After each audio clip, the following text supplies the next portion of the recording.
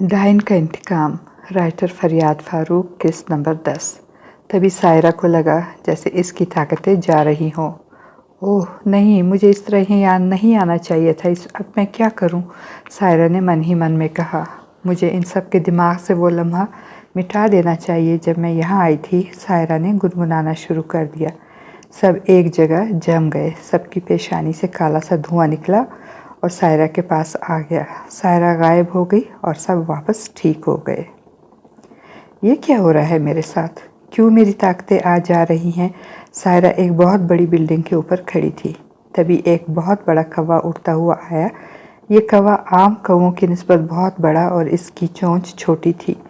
कौवा सायरा के सामने फिजा में रुक गया। काल कौवे तुम? सायरा इसे देखते ही बोली। हाँ मैं रवायन। काल कौवे ने बोला तो इंसानी ज़ुबान सुनाई दी। तुम यहाँ क्यों आए हो? सायरा ने पूछा। मैं तुम्हें ये बताने आया हूँ रवायन कि इस वक्त डायन नगरी की रवायन सिर्फ तुम ही हो और तुम जादू नगरी की अगली मलका बनोगी। मगर तुम यहाँ इंसानों की दुनिया में क्या कर रही हो? काल कौवे ने कहा। तुम अच्छी तरह जानते हो काल कौवे, मुझे मलका बनने का कोई लालच नहीं और मैं अपनी ज़िंदगी का एक मकसद पूरा करके डायन नगरी आ जाऊंगी। सायरा ने जवाब दिया। ठीक है, जैसे तुम्हारी मर्ज़ी। मेरा फ़र्ज़ था तुम्हें बताना। काएँ काएँ काल कौवे ने काएँ काएँ करते हुए कहा। मुझे ये बताओ मेरी ताकतें क्यों नहीं सही तरह से मेरा साथ दे रही? सायरा ने पूछा। वो इसलिए रवायन क्योंकि तुमने कई सालों से किसी इंसान को नहीं खाया और ना ही किसी का खून पिया। अगर तुम ताकतवर होना चाहती हो तो ये सब करना पड़ेगा। कौवे ने जवाब दिया। नहीं, मैं ये नहीं कर सकती क्योंकि ज़ीशान से निकाह के वक्त मैंने कसम खाई थी कि मैं अब इंसानों की तरह रहूँगी और अपनी ताकतें ख़त्म कर दूँगी। सायरा ने सर हिलाते हुए कहा। तो फिर अब तुम्हें अपनी ताकतों की क्या ज़रूरत पड़ गई है? काल कौवे ने सवालिया लहजे में कहा। क्योंकि मुझे अपना बदला लेना है इन लोगों से जिन्होंने मेरी ज़िंदगी उजाड़ दी थी, मेरा सब कुछ ख़त्म कर दिया। सायरा ने नफ़रत से कहा। तो फिर इन्हीं में से किसी को मारकर इसकी ताकत खा लो। काल कौवे ने मशवरा दिया। शायद तुम सही कह रहे हो, सायरा ने मुस्कुरा के कहा। ठीक है, मैं चलता हूँ। काएँ काएँ काल कौवा कहकर इसी तरफ उड़ गया जिस तरफ से आया था। तो अब हम क्या करेंगे? आयशा ने पूछा।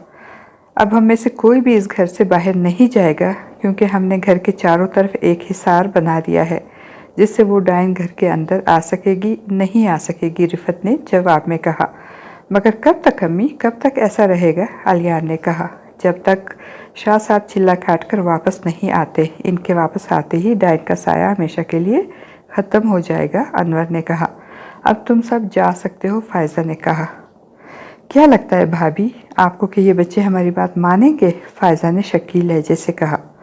मान तो लेंगे, बस तुम ये ध्यान रखना कि पूरी हकीकत किसी को भी नहीं पता चलनी चाहिए। रिफत ने जवाब दिया। ठीक है भाभी। अरे शाह साहब, आप इतनी जल्दी आ गए? आप तो कल आने वाले थे ना? रिफत ने शाह साहब को देखकर दुपट्टा ओढ़ते हुए कहा। हाँ भाभी, शाह साहब कल के बजाय आज ही आ गए अपना काम मुकम्मल करके। फ़ायज़ा ने कहा। मैं ये बताने आया हूँ कि इस घर पर एक नहीं दो डायनों का साया है, शाह साहब ने कहा। क्या? रिफत और फ़ायज़ा ने एक ज़ुबान बोला। क्या मतलब शाह साहब, दो डायने? रिफत के तो रंग ही उड़ गए।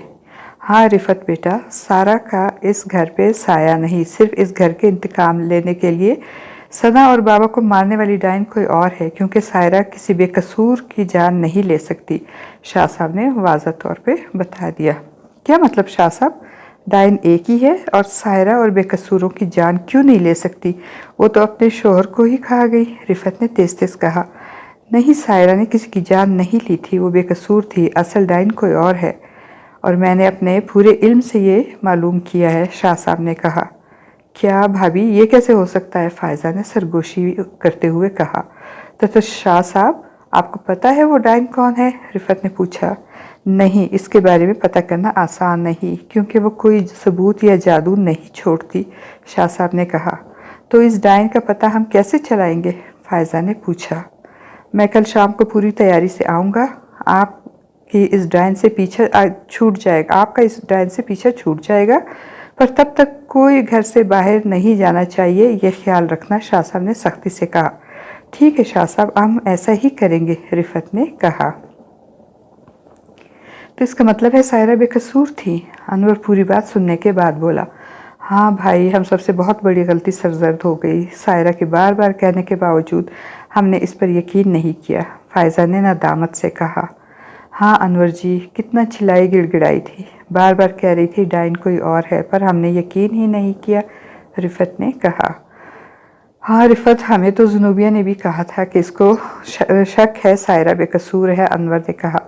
مجھے لگتا ہے ہم نے اس کے ساتھ غلط کیا، ہمارے پاس سب کچھ اسی کی ہی وجہ سے تو ہے، ورنہ پہلے ہماری حیثیت ہی کیا تھی، فائزہ نے کہا۔ اب جو ہونا تھا ہو گیا، اب پچھتانے کا کوئی فائدہ نہیں، انور نے کہا۔ ہاں ہمیں اس سے معافی مانگ لینی چاہیے، رفت نے کہا۔ کیا وہ ہمیں معاف کر دے گی؟ فائزہ نے پوچھا۔ شاید۔ رفت کچھ بولنا چاہتی تھی مگر کچھ سوچ کے چپ ہو گئی۔ انور نے ایک بہت بڑے بنگلے کے سامنے گاڑی روک دی۔ روشنی اس بنگلے میں گئی ہے، مطلب وہ ڈائن اسی وقت اسی گھر میں ہے، انیس نے من ہی من میں کہا اور گاڑی سے اترا۔ اپنا سارا سامان احتیاط سے لیے اور بنگلے کا جائزہ لینے لگا۔ بینک سٹیٹمنٹ، انیس نے بورڈ پڑھا۔ اس کو دیکھ کر تو ایسا لگ رہا ہے یہاں کوئی اچھی خاصی فیملی رہتی ہے۔ انیس آگے آ گیا تو گیٹ پر 2 گارڈز کھڑے تھے۔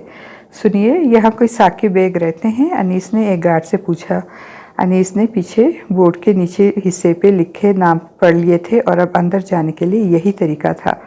گارڈ نے انیس کا اوپر سے نیچے تک جائزہ لیا۔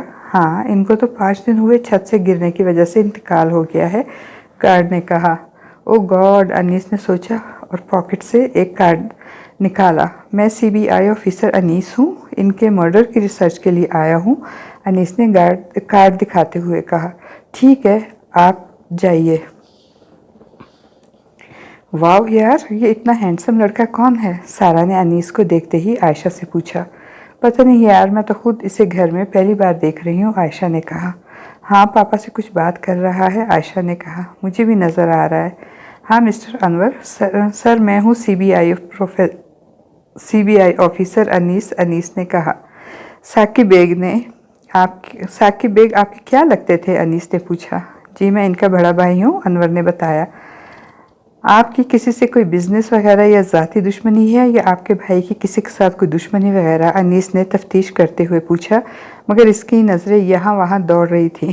نہیں، ایسا تو کچھ نہیں تھا، ثاقب کے تو بہت اچھے تعلقات تھے، اب بھی کبھی کبھی شراب پی لیتا تھا تھوڑی سی، انور نے جواباً بتایا۔ اتنے میں رفت اور فائزہ سیڑھیاں اترتی ہوئی نیچے آئیں اور ان کے پیچھے پیچھے سارہ اور عائشہ بھی۔ یہ کون؟ انیس نے پیچھے اشارہ کیا۔ انور پیچھے مڑا۔ یہ میری وائف ہے رفت بیگ اور یہ میری چھوٹی بہن ہے فائزہ بیگ، میری بیٹی سارہ اور بھتیجی عائشہ۔ انور نے سب کے بارے میں بتا دیا۔ انیس نے رفت کو غور سے دیکھا۔ ایسا لگتا ہے انہیں میں نے پہلے ہی کہیں دیکھا ہے، انیس نے غور سے دیکھتے ہوئے دماغ پہ زور ڈالا۔ رفت فوراً ایک طرف ہوئی جیسے چھپنے کی کوشش کی ہو۔ دیکھیے مسٹر انیس، ہمیں تو ایسی کوئی خبر نہیں ملی کہ یہاں کوئی CBI آفیسر آ رہے ہیں، دراصل ہمارا کام ہی کچھ ایسا ہے کہ ہر جگہ بتائے بغیر پہنچنا پڑتا ہے، انیس نے کہا۔ تو آپ اکیلے آ گئے، وہ بھی ان معمولی ہتھیاروں کے ساتھ؟ انور نے شکی لہجے میں کہا۔ نہیں، یہ ہتھیار کتنے قیمتی ہیں آپ سوچ بھی نہیں سکتے، انیس نے مسکراتے ہوئے کہا۔ جی، انور نے استباط میں سر ہلایا۔ مجھے آپ کے پورے گھر کو دیکھنا ہے اگر آپ کی اجازت ہو تو، انیس نے کہا۔ جی بالکل ضرور، انور نے سائڈ پہ ہوتے ہوئے کہا۔ انیس سامنے سیڑھی کی طرف چل دیا اور اس کے ساتھ انور بھی۔ اب ہوگا اس گھر پہ میرا آخری وار، ایک ہی وار میں سب کو ختم کر دوں گی میں، سائرہ نے بلند آواز میں کہا۔ سائرہ نے بلڈنگ سے چھلانگ لگا دی اور اگلے لمحے وہ زمین پہ تھی۔ نہیں، سائرہ کو ایک بہت اونچی چیخ سنائی دی۔ سائرہ نے نظر اٹھا کر دیکھا تو سامنے ایک لڑکی کھڑی تھی جس نے سائرہ کو چھلانگ لگاتے دیکھ لیا۔ تم نے 40 منزلہ عمارت سے چھلانگ لگائی اور تم بالکل ٹھیک ہو؟ لڑکی پسینہ صاف کر کے کپکپاتے ہوئے بولی۔ سائرہ نے فوراً آنکھیں بند کی اور دھوئیں میں تبدیل ہو کے غائب ہو گئی۔ لڑکی بے ہوش ہو کر گر گئی۔ یہ دیوار پہ پاؤں کے نشان کیسے ہیں؟ وہ بھی الٹی قسم کے، انیس نے انور کے روم کے سامنے دیوار پر دیکھ کر کہا۔ انور اور رفت ایک دوسرے کا منہ دیکھنے لگ گئے کہ یہ سب کیا ہوا۔ آج کی کہانی بس یہیں تک، ملتے ہیں نیکسٹ ایپیسوڈ میں۔